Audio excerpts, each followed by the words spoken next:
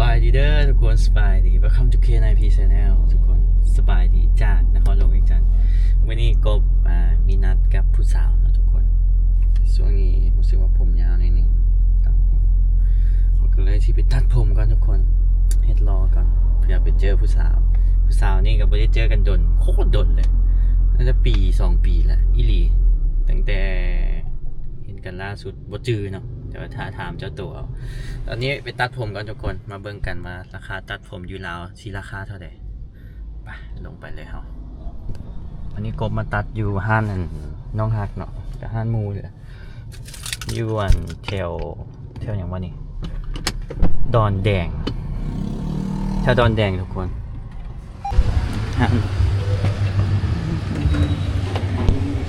มาตัดผมสายตัดผมน้องฮักราคาเท่าไหร่ว่าแจกตัดผมผู้ใหญ่50เอามีกลางไงวะเนี่ยกลาง45น้อย40จัดทรงแทนนวดสระผมแค่ขี้หูย้อมผมดำแสนเนมจักบาทละ50ตัดอันนี้ห้ามประจำผมนะผมมันไม่ได้ยาวหรอกแต่ว่าผมมันเสียดิก็เลยตัดออก72 บาท 2.3 ดอลตัดผมประมาณนี้ราคาก็ถือกว่าอยู่ไทยด้วยเอาเลยจะไปหาผู้สาวได้นี่มาตัดรอตัดทรงผมนะก่อนจะไปดอกไปเดทก่อนวันเลนไทน์วันเลนจีนวาเลนไทน์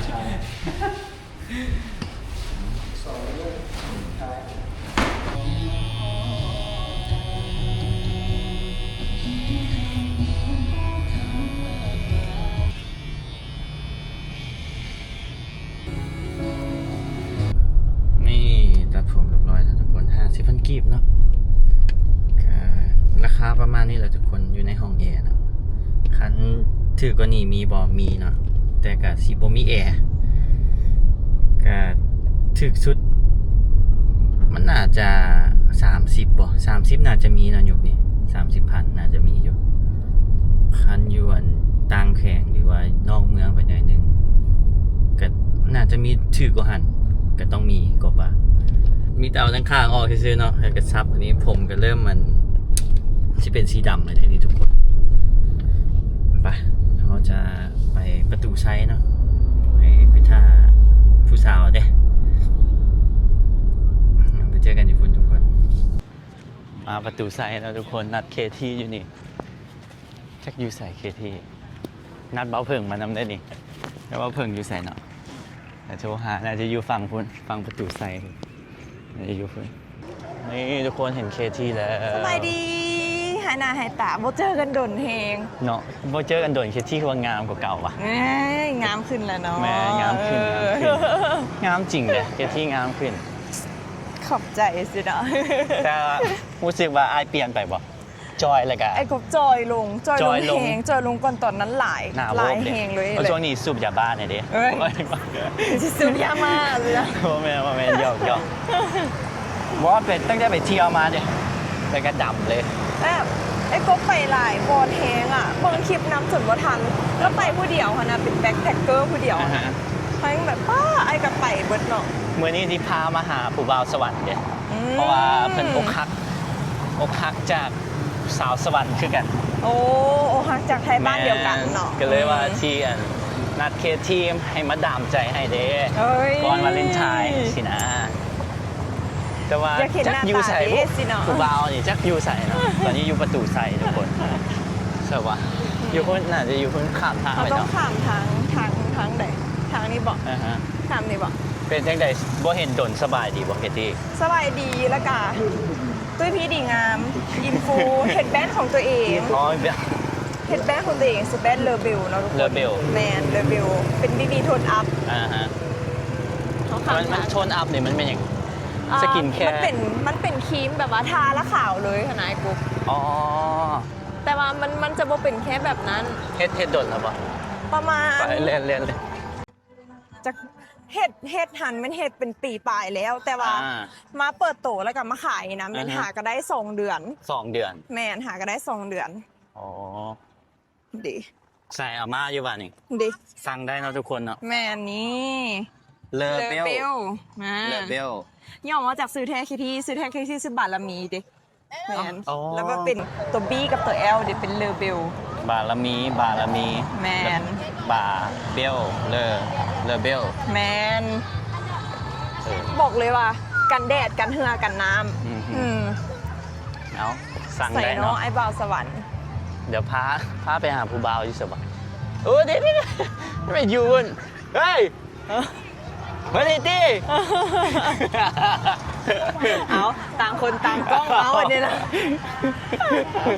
ต่างคนต่างกล้องวันนี้นะอุ้ยแต่มาประตูใส่คือคืนแหง เนาะไม่ได้มาดนแล้วคือขึ้นเนี่ย ลมเย็นอีกเนาะช่วงนี้เนาะ แล้วคนกับมาหลายได้นี่ แม่ ไปเอาไปยูโซนเพื่อเอาไป เนาะไปยูโซน มัน ข้งใน เพราะว่าเสียงเพลงมันดังแน่ดี อืม แต่ว่าใส่ไม้เนาะตอนนี้ใส่ไม้ก็โอเคคือป้อบ่เห็นที่คลิปล่าสุดเข้าคลิปอ้ายตอนเนี่ยชื่อว่าพี่กายก้นไปอเมริกา แมนก่อนไปเมกา โอ้ ของขวัญหลังจากไปเมกามาเขายังโบได้ ยังโบได้ของขวัญยังโบได้ของขวัญเถอะ เอาก็ฝากเลยดิผู้บ่าว ไปดี เรียกผู้บ่าว ไปดี เอามาดามใจได้นี่ เอามาดามใจเด้โอ้คัก นี่ได้ป่ะ อีหลีใกล้ชิฮอดมาเลนไทน์วันที่14เด้เอามาให้เด้ นี่นี่วันนี้สบายดีโอ้ขอบใจเด้อ โมเวลาต้องเป็นอันนี้ระดามใจนะเมื่อกี้นี้ ฮะ อันนี้เราเป็นยังก่อน เป็นน้อง บอนะ มิสเอิร์ธ อ๋อมีเอิร์ธแมนเพื่อที่ไปประกวดอยู่อันฟิลิปปินส์ แมน ฮะ อยากเห็นนางงามนะเคย อ๋อนี่แหละ คนลังก็นางงามได้ หืม ตัวประชากร โอ้คนสวรรค์เหรอวะคนผมยาวเหรอวะคนเก่าอ่ะ สบายดี ดูให้ใจดีคือกัน ตัวจริงเราคืองามแต่เฮ้ย เฮ้ย อันนี้ เป็น อันนี้ งาม เพิ่งอาก้อย อันนี้ อกหัก เขาซื้อ มา เพิ่ง ใหม่ๆเด็ด อืม จะซื้อยัง ซื้อเคที่ เคที่ แมนแต่ว่าให้คันเอิญ KT คันเอิญแบบเอิญ เป็นแบบเล่าๆดิ บอกเอิญนั่นซื้ออันเป็นอ้ายบอกว่าเป็นอ้ายหรืออันเนี้ยอายุเขาจะปี ไปสักเก่าปี สองเก้าว่าอุ้ยเป็นอ้ายจ้ะนะเขา บ่ เขา บ่ น้อง อยากเป็นดอกอายเป็นตาอยากเป็นเฮ้ย ไอ้ก้อย ยังเป็น ไอ้ก้อย ยังเป็น วะ แท่น ไอ้ก้อยวะ ไม่เป็นแท่น เป็นแท่น ไม่เป็นแท่น ต้องเขาเป็นไอ้ก้อยนะโอ้ย เอาอัน โฆษ คำ ณา แสง โลชั่นเหรอแท้วะ คำแสงเด็กมาแล้วอะคำแสงอยู่ แท่ แต่ นกันมาแล้วอยู่พุ่น โอ้ไปถ่ายคลิปอยู่ติ แมนโอ้ก็ขอบใจเด้อขอบใจหลายๆเด้อ เอามาให้เด้ บ่ได้โคเวอร์เขาอีกพวกมื้อนี้ ฮะ ไปนั่งแท่งเอาไปนั่ง มื้อนี้นี่คลิปมึงนี่กูให้มึงเดทเด้เอาหยุดก่อนติแต่ว่าคลิปไป อ้าวกูยุดแต่ด้นเลย ไป นี่ ไปเบิ่งอยู่ในซองเพิ่งเนาะว่าสิให้เดทกับผู้สาวเด้แต่ว่าคลิปกูนี่กูพามาให้ได้นี่ ไปนั่งงามนี่กูบ่อยากเดทกับเขาบ่ได้เว้ย มันดีกว่าคนเก่านะ ผมยาวอะนะ เฮ้ย ผมสั้นดิอันนี้เกที่ผมสั้นใช่ปะ ผมสั่งไปหาก็ไปตั้งผมว่าโอ้ยอย่าเมาสินะ ทุกคนนัดกันมาตั้งแต่ 2 โมงเนาะ ดีแล้วเฮาบ่มาคำบ่มักนะถ่ายคลิปตอน แต่ว่า ค่ำมั เจอกัน บ่ ตอน5 โมงก็โอเค ตัดผมใหม่ว่ะ ทรงใหม่เด้ตอนแรกกูว่ากูชี้เดทกับเรา มันว่า อันนี้กูฮักมึงได้นี่ เออ กูฮักเลย โอ้ยแพงเด้อหักกันนะก็หักกันแต่ว่าคนลาวนํกัน แม่ แค่ที่เป็นคนบ้านใด กันนครหลวงเลย โอ้ แม่ คนนครหลวง เคยล้มระบอสาวนครหลวง ยังบ่เคยเขาบอกว่าตัวใดเนาะ บอก แม่นบ่ บอกแต่ว่า โอ้คือจิบคือสาวสวรรค์ เออ ที่ ส บ ว อ ร ก รค์ขี่ตัวก่อน เออ ขี่ตัวก่อนเลยมึงไปตัวเขา กูเบิ่งซันลุกูให้กูสิไปตัวได้ เอามาบ่ได้เนาะ คืออันนี้มิดซาสิเด้อนี่ไปติบ่อยไปเดทได้ อ๋ออันนี้มิดเอิร์ธอันนี้มิด อัน สา นี้ ซี สาซีบ ดินวงใหม่ไปได้เว้ย โอ้ครับ มิดเอิร์ดเว้ยเอาแต่นางงามมาถ่ายเฮ้ยโมนี่ เอา มันขวาโมเลยติข่าวงามนี่ ได้แล้วนะ ได้ป่ะ ถามแล้วเบอร์สเปค ที่ สเปคแค่ที่มักใช่เด็กสเปค บางคนมีหนวด น่ะ เฮ้ย บ้องหวนเบิ้งซ้ายบ่ เมนต้องบอกหูบางซ้ายนะ เฮ้ย เบิ้งขวาดิ บางอ๋อมี FC เพิ่นมาขอทายนะ อ๋อ เฮ้ย FC มาบอกตามสเปคเฮ้ยขอบใจเด้อ FC เพิ่นถ่ายรูปเอามาเว้าเรื่องเขาต่อเฮ็ดที่ เนาะ เขาเจอกันล่าสุดแมน อัน ตอ นี้ นไหน มัน จิ๋ว 2,000อย่าง 2024 ตั้งแต่ก่อนอ้ายไปอเมริกา หั่นแหละมัน2024บ่ แม่น24 เนาะ2024 อ๋อ2 ปี 2 ปีอันนี้2026ล่ะ 2 ปี ยัง กู บ่ เจอแล้วเข้าคลิปล่าสุดแต่ อยู่ แต่ก่อนไปอเมริกา มันบ่ 2024 ว่าเชียวของฝากมาให้ แต่ตอนนี้ ยังบ่ จักไป ได้ อยู่ ว่า ใส่ ป่า แล้ว น ของ นี้ ฝา ยั ก งบ่ได้ป่านนี้ ซึ่งยังบ่ทันมาติ ต้องได้พิจารณาละได้นี่บ่ธรรมดาก็ แม่นแล้ว FC เพิ่ง เราบ่ได้ธรรมดาก็ ไปซื้อครีมช่วยเราในเดือนเอ้ย เอ้ย ซื้อครีมใช่ไหม มาแต่ลิตาเลย อันนี้แผ่นใหม่เพื่อนนี่ อันนี้แผ่นใหม่ แผ่นใหม่ อยู่คนใต้โอ้คนบาดเดียวกันพี่ แน่ ปักเซ่หมด เอาเจ้ากับคนปากวะปากซี่ ปากมันลูก พูดจักกว่า พูดจักแค่ที่ พูดจักเลยวะ โอ้ยนางงามเนาะไว้ชิบูจับเลย มีแต่เคนในพี่แล้วบ่มีผู้ใดรู้จัก โอ้ยขอบใจได้ไหม ตั้งเอามาให้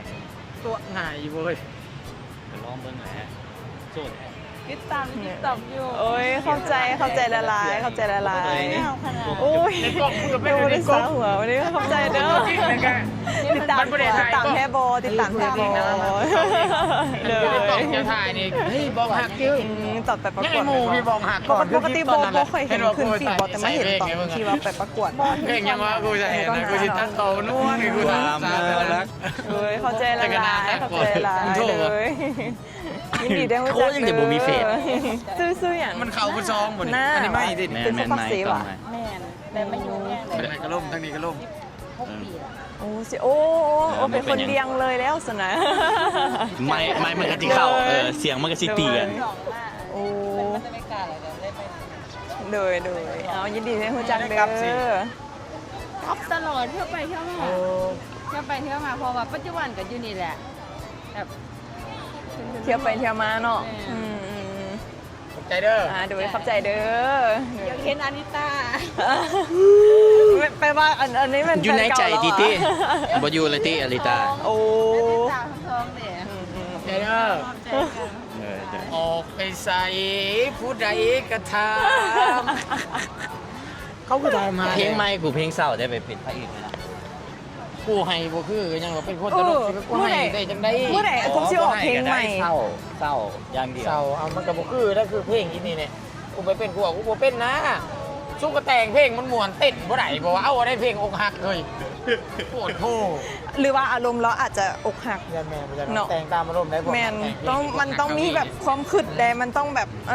ออกมาจากจิตสำนึกเฮาได้อันนี้นะแมันบ่ เพราะว่าส่วนหลายก็ มาจากสันดาน ส่วนหลาย จิตสำนึกเจ้าก็สิสุภาพเกินไปแล้วโอ้ย เอาให้คลิปเพิ่งไปเดทเนาะทุกคนไปเบิ่งอยู่ในคลิปเพิ่ง อ เด้ ยา อก กินจังเว้ย ให้ไปเบิ่งอยู่ในคลิปเพิ่งเนาะว่าเพิ่งมุกจีบสาวเด้ต้องงัดเด้แล้วโสดเด้นี่เกที่โสดบ่ ที่โสดบ่ แต่ว่ามีแฟนมานำเลย ไปยาแหละบ่เดทแฟนครับ ฟังให้เบิดคอนตี แฟนคลับหากับแฟนคลับภาษาไทยกับแฟนคลับ อืม อีหยังนี่แฟนเจ้าทาอยู่รถบ่นี่กบเฮ้ยเฮ้ยมึงเจ้าใดๆพวกเราโสดได้จังไดบ่เป็นหยังเราบ่เป็นหยังแฟนเรากับเฮากับบ่ได้ร่วมกันอันนี้เนาะ อืมแฟนเราก็นี่เด้นี่นะจับกล้องอยู่นี่นะนี่จับกล้องอยู่นี่เด้เด้ มีลาย อู้เพื่อว่า ขอบใจเด้อ เรานี่บ่แม่นอันดับหนึ่งในประเทศเราเลยแบบนี้คือแบบคนคือแบบ บ่แม่นคอย โอ้ กัน หลายแท้ คนบ้านนอกคอยห้ากับเขามาเด้เขาบ่เคยเห็นเด้เขาเห็นแต่ในคลิปเลยเนาะ โอ้ แล้วคนบ้านนอกบ้านนากูบ่ฮู้ เอาแบบไอ้ก็บ่ได้อยู่นี่สิวะแต่ว่าอยู่หัน บ่ แล้วมาแบบเที่ยวมาลิ่นซื่อ ห่าง ๆ กั สิ น วะ มากประมาณ20วัน สาววัน สาววัน ป้านับอีก บอกได้ไหมเหตุผลที่มา นับอีก อกหัก อกหักวะหรือว่าจังใดโอ้ยถ้าจะอยู่ตรงนี้ทำกลางสายฝนแน่ กางไส้พ่น อันนั้นวัคซีนแล้วเอาเดี๋ยวให้ไปเดทกันเนาะ แต่เขาไปทำหาก็ได้เขาทำหาพูน เออ แบบเห็ดส่วนหลายเห็ดคลิปคูน้ำกันใช่ปะ เฮ็ดคลิปครูอะไรก็เป็นยูทูบเบอร์เด้ อ๋อ แล้วก็ TikTok นำ อืม ก็เลยว่าก็ตามก็บ่เป็นหยังก็สบายดีเพิ่นทุกคนสิ บ่เป็นอย่างเนาะกะมันเฮ็ดให้ใจเฮาเข้มแข็งขึ้นนะ ว่าเป็นหยังมูเคที่ก็มีหลายคนอยู่ อุ้ยหมู่เฮา ห มี ญิง แต่พุงงาม เห็นบอกเดี๋ยวจะเอามาเข้าคลิปนะ แม่น เคที่ไปเอามามือนี่ไป โอ๊ยกันให้บอกให้ก้าวให้มีการนัดล่วงหน้า บ กัน อ ก่อน เลย บอก บุนัดได้เลยตอนนี้รู้ได้ถูกปุ๊บไปปรับแล้วเนาะยอกมื้อหน้าเฮาก็ส่วนก็ไปเฮ็ดกินดีกว่าเฮาก็ไปนั่งเฮ็ดหยังก็ได้ แม่น หาตำบักหุ่งบ่ แถว ตำบักหุ่ง ดิ่ เป็น ง บ่ ปะบูนะ อยู่อันของไอ้ปะบูอ่ะ อยู่หน้าปลาบูหันเทียงนั่น แม่น เชียงนาไอ้ปะบูนะไห่หันแมน คอยเคยไปแล้วคอยโคตรขากเลยนะเป็นตูบหนึ่งดอกเป็นมา แล้ว ไป ก็ ถ่าย เป็น คอนเทนต์ย้อน อันเป็นอหย่างเกาะเป็นห้วยอันเข้าเป็นนั่นแหละไปเบิด เอ้าง าม ไป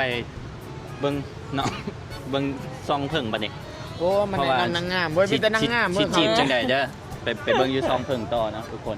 แต่ว่า จีบเล่าบัได้ล่มซื่อๆถามเราอยู่ใช้เป็นไผ แต่ว่าบอมมึงก็ซ้อมก่อนซ้อมแบบบอกหมู่เรา ไปอันหมู่เรา และมึงรู้บ่อัน FC มึงเข้ามาเบิ่งกูหลายได้นี่โอ้บักหลายนึง นี่บอก แม่น โอ้ยแสดงทุกคนเขาไปกดซับปักตะไคร่ให้เราเนี่ยเด้อ ปักตะไคร้ เราก็อยู่เวียเราจะกินถ่ายยังเราไปเนป้านอีหยังก็ไปเวลา ไป กลาง เที่ยว ประ ไป เทศ เที่ยว ไปจนว่าเห็นหน้าเราถามว่าอายุใส่โอ้ยอายุนี่เด้ออายุหันเด้อโบอยูลาว ไปเลย จัก กั เถื่ น อ ตลอดเลยที่ไทยแค่ที่กับว่าไทย เซตหาตลอดนัดกันตลอด แต่โอ้ยไอโบอยูเด้อไอ้ค้าไอโบอยู ช่วงนี้ก็อยากไปอยู่แต่เงินหมด ไปเลยเรามาถ่ายคลิปยูนิคก่อน เป็น ซะ โลก สิ เนาะ เนาะ ซับจ้างเว้ยไพ่กันเว้ย ซับจ้า ซับจ้างมันแค่ที่ยืมเลยที่จากซิบจากเช้า โอ้ เนี่ย เอาหากับฮู้จักกัน ขายก่อนซะคันว่าสิอยู่ คนลาวนี่รู้จักกัน เลเบล เลย เด้อทุกคน ยืม กันแดดกันเหือกันนะเป็นบีบีโทนอัพ โอ้นี่ทุกคน อุ้ยได้พรีเซนเตอร์แบบ ก็ยังบรันใส่เลย ของ เสือซอยแล้วเนี่ย คือบอกบุญโฮมมาแน่สัน บุญโฮมอยู่พุ่นมาแล้วจังเห็นคอนเทนต์นั่นลงเฟซบุ๊กเนาะ โดย วิธีใส่ทุกคนรูปไหลวันนี้ อืม รูปไหล รูปไหล รูปไหล่ รูปไหลตียานะเป็นโอ้ย เอ้าเราบอกได้รูปไหลนี่รูปไหล เดี๋ยว รูปไหลให้ผิว อันใดอัน มัน ใด มันรูปไรต้องเฮ็ดจังไหนก่อน อ่านแม่ รูปไร ทุกคนวิธีใส่เด้อ รูปไหลก่อน ทุกคนเอียงก่อน เลเบล เลเบลเนาะทุกคนในวิธีใส่เขาบอกให้รูปไหลก่อนเด้อก่อนหน้านี่ เดี๋ยว นี่กูอ่านแล้วกินเนี่ยนี่เราบอกว่ารูปไหลให้ทั่วผิวกาย เป็นประจำทุกวัน เออ จัดไปเคที่ ลองท้าเบิ่งบ่ ท่านี่บ่รูปไหลนี่บ่ ข่าวเลยวันนี้ท้าเลยข่าวเลย โอ้ ลอง มันก็เบิ่ ลอง ดูแน่ ลองท้าเสร็จหลัง เบิ้ล เขียน งานแล้วบ่ ดี ไทย เออดี คนดำมาท่ายังเป็น บแต่มันปรับ โอ้ มันปรับ มัน ไปกับ ปรับเอง เขา เนอะ แมน โอ้แท้เด้อคอยเกิดมาบ่เคยใส่เครื่องสมางเลย เนาะแท้ อีนี่ นี่เห็นบ่สีผิวแบบ เนอะ ซ่อมแดกกะยา แต่ว่ามันจะเข้ากับผิวเฮาเลย นี่ นะ แม่นอลีทุกคน แมนดิเอา แรกๆหมอกมาเลยมันกลืนไปเลย เอามือฟางนั้นมาใส่กันนี่สิไหมดิเห็นบ่ เออ มันจะบ่โตนมันจะเป็นผิวเฮาเลย มันเข้ากับผิวเฮาเลย แม่นบ่ แมน เบิ่งใส่บ่นี่ เฮ้ หน่อยนึงก็เอาเนาะพี่เล็กแหละ เอา สต็อกสเต็ปว่าธรรมดาเว้ย ฮู้แล้วฮู้แล้วส ใส่ นะ YouTube ฮู้แล้วสนะฮู้แล้วสนะเป็นแค่คอนเทนต์แค่นี้